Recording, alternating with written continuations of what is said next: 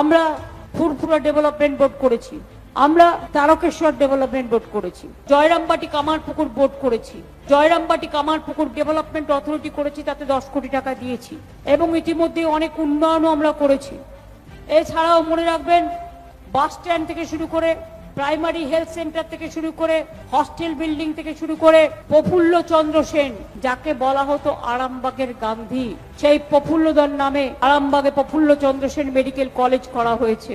শিশুদের চিকিৎসা, এইচডিইউ, ন্যায্য মূল্যের ওষুধের দোকান, ন্যায্য মূল্যের ডায়াগনস্টিক সেন্টার, ব্লাড ব্যাংক, সবকিছু করা হয়েছে। আরামবাগে পলিটেকনিক কলেজ করা হয়েছে, কিষাণ মান্ডি, সুফল বাংলা, কর্মতীর্থ মহিলা থানা, বাস টার্মিনাস, বৈদ্যুতিক সাব স্টেশন, কনকেশ্বর মন্দির থেকে শুরু করে ফুরফুরা শরীফ থেকে সবকিছু করা হয়েছে। আপনারা জানেন, আরামবাগ ব্লকে 30টি, গোঘাট 1 নম্বর ব্লকে 22টি, গোঘাট 2 নম্বর ব্লকে 10টি বড় মাঝারি পানীয় জলের প্রকল্প করা হয়েছে প্রায় 250 কোটি টাকা দিয়ে।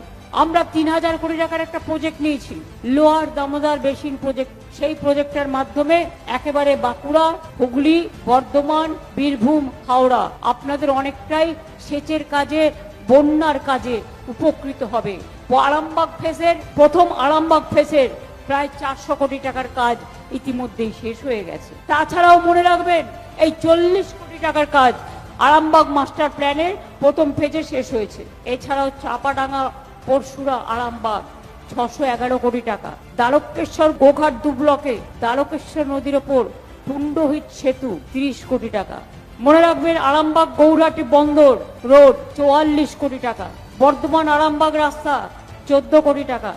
গোঘাট 1 নম্বর 2 নম্বর ব্লকে কর্মতীর্থ, এসএনসিউ, পিতলের বাসন তৈরি ক্লাস্টার, বৈদ্যুতিক সাবস্টেশন। গোঘাট 2 নম্বর ব্লকে রামমোহন রায়ের পর্যটন কেন্দ্র, রামমোহন সিটি হলের উন্নয়ন ও সংরক্ষণও করা হয়েছে।